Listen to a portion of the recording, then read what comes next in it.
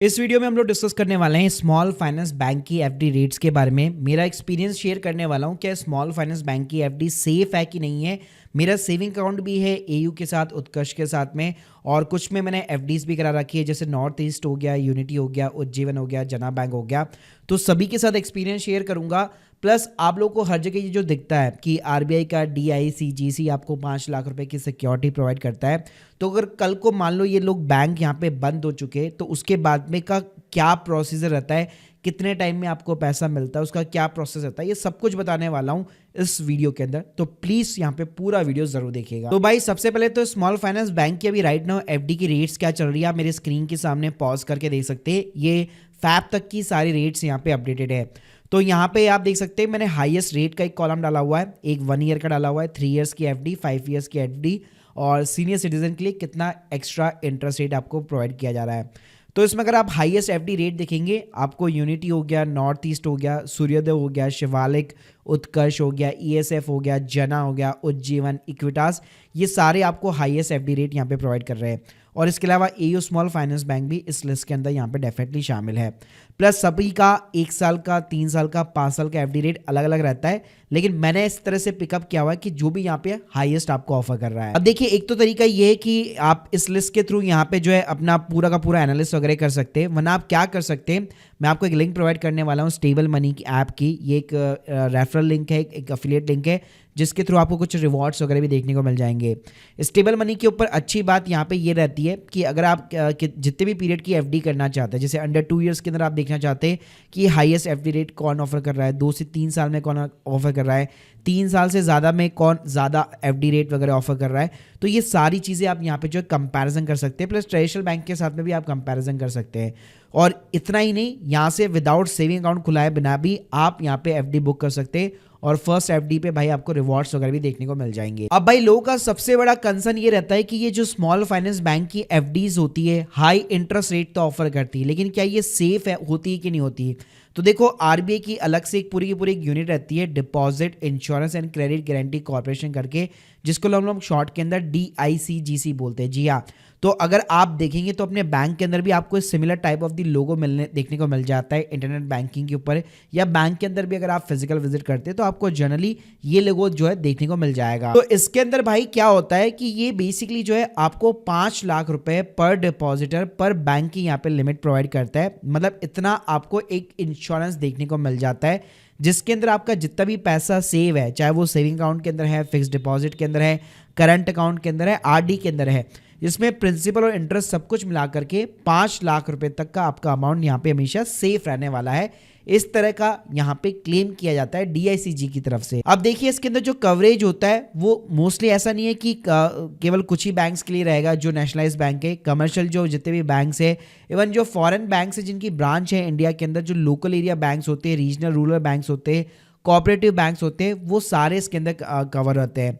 Plus इसके अंदर बताना चाहूँगा, जो एनबीएफसीज होते हैं, जैसे बजाज फाइनेंस हो गया, ठीक है, या श्रीराम हो गया, जिनकी भी एफडी कॉर्पोरेट एफडीज वगैरह चलती है, ध्यान रखिएगा वो इसके अंदर कवर नहीं होते। वहाँ पे आपको उनकी क्रेडिट रेटिंग देखनी पड़ती है।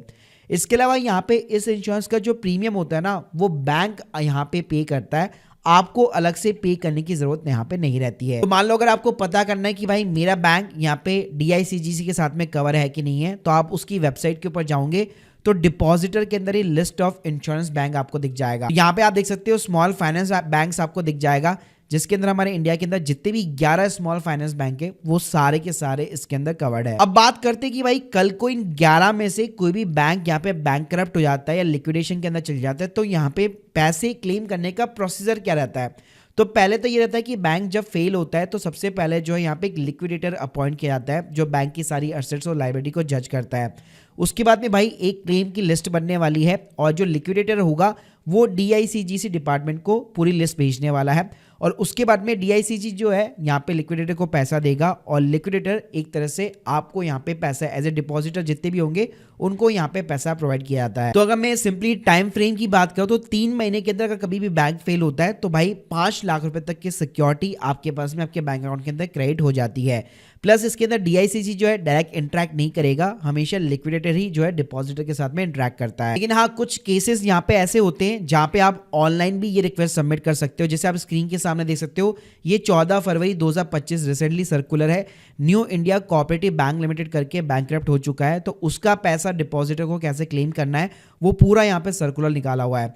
तो यहाँ पे प्रॉपर तरीके से एक विलिंगनेस जो है डिक्लेरेशन फॉर्म होता है। जैसे स्क्रीन के सामने आप यहाँ पे देख सकते हो, यहाँ पे आपको अपना नेम, मोबाइल नंबर डालना पड़ता है। एक ओरल प्रोसीजर बता देता हूँ कि यहाँ पे जैसे आप अपनी डिटेल्स वगैरह डालेंगे, ओटीपी डालेंगे, फिर आपका जो भी जिस भी बैंक के अंदर अकाउंट था जो लिक्विडेट हो चुका है वो आपको बैंक सेलेक्ट करना है, अपना अकाउंट नंबर जो भी है उस बैंक के साथ वो आपको डिटेल्स पुट करनी है।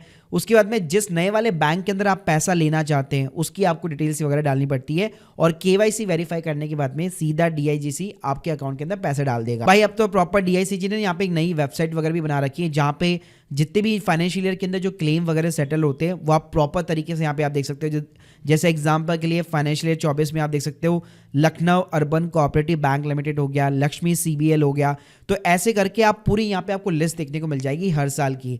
तो ऐसा नहीं है कि ये सिर्फ नाम के लिए है, प्रैक्टिकली में भाई ये डेफिनेटली तरीके से काम करता है। अब बात करते हैं भाई मेरा कैसा एक्सपीरियंस रहा है स्मॉल फाइनेंस बैंक के साथ में। तो देखो मेरा अगर मैं बात करूं एफडी का जो अकाउंट रहता है मेरा, मैंने नॉर्थ ईस्ट के साथ में एक्सपीरियंस किया हुआ है। यूनिटी हो गया, शिवालिक हो गया, सूर्योदय हो गया, एयू स्मॉल फाइनेंस बैंक, इन सब के साथ में हो गया। तो मैंने कुछ एक्सपीरियंस यहाँ पे स्टेबल मनी एफडी के थ्रू किया हुआ है, तो काफ़ी अच्छा एक्सपीरियंस रहा है। चाहे विड्रॉल की बात करूँ या लेट सपोज मेरे को नॉमिनेशन वगैरह अपडेट करना है, कुछ भी अपडेट करना है, एफडी की रिसिप्ट हो गई, कंप्लीटली एक डिजिटल पूरा का पूरा एक सिस्टम रहता है। बाकी अगर मैं सेविंग अकाउंट की बात करूँ तो जनरली मैंने एयू के साथ, उज्जीवन के साथ, उत्कर्ष और जना बैंक के साथ में मैंने बैंकिंग जो है एक्सपीरियंस की है सेविंग अकाउंट की। यहाँ पे आपको फ़ायदा ये मिल जाता है कि इनकी ब्रांचेस तो कम होती है और बहुत ही लिमिटेड एरियाज़ के अंदर होती है, लेकिन आपको सर्विस अच्छी देखने को मिल जाती है। अगर आपके पास में अच्छा खासा बैलेंस वगैरह अगर आप पड़ा रखते हो अपने सेविंग अकाउंट के अंदर, तो उनकी तरफ से एक प्रायोरिटी आपको सपोर्ट देखने को मिल जाता है। भाई अगर मैं अल्टीमेटली बात करूँ तो देखो 5 लाख रुपए तक तो यार आपको सिक्योरिटी मिल ही रही है, तो वहां तक तो आपका पैसा यहाँ पे डेफिनेटली सेफ है।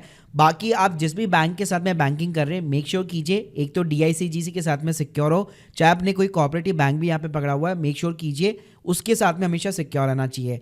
सेकेंड थिंग ये कि आपको जो है जिस भी बैंक के अंदर आप बहुत ही एक लार्ज अमाउंट की यहाँ पे एफडी वगैरह कर रहे हो स्मॉल फाइनेंस बैंक के अंदर, उन बैंक्स के हमेशा आपको एनपीए वगैरह डेफिनेटली चेक करने चाहिए। क्या उनकी जो कासा रेशियो वगैरह है, मतलब जो करंट अकाउंट है सेविंग अकाउंट का जो रेशियो है, या उनका जो एनपीए वगैरह रेशियो है, तो वो किस तरह से चल रहा है। तो ये आपको कुछ पैरामीटर्स ध्यान में रखने चाहिए।